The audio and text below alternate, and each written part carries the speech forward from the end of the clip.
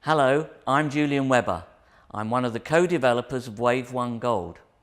I'm also an endodontist with a busy practice in London's West End.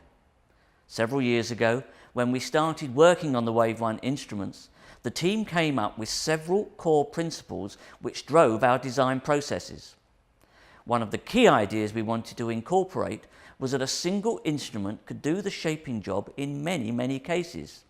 To do this, we needed to design an instrument that would closely follow and shape the canal pathway, and do it in a way that didn't lead to over-instrumentation.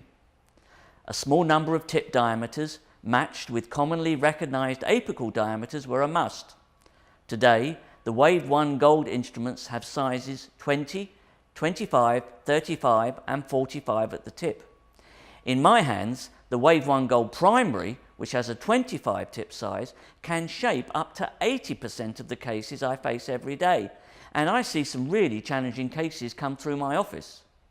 WaveOne Gold instruments feature decreasing or regressive variable tapers. The Primary starts as an 07 taper at the tip. At the coronal end, where tooth structure is precious, for restorative reasons, the instruments slow their rate of taper. WaveOne Gold Primary has an 03 taper at D16.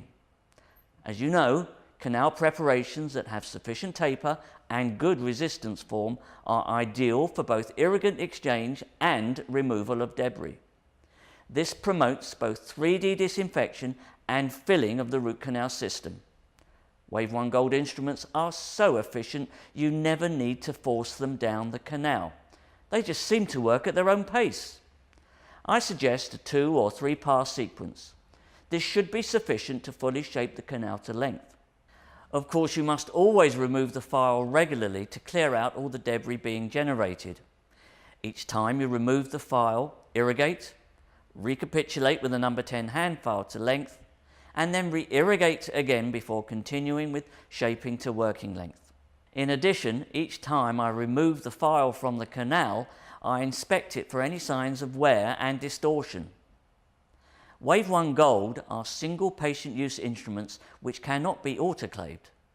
This should be considered as the gold standard for infection control. Just as importantly, however, is the fact that one instrument is doing the job of 3 or more traditional rotary instruments.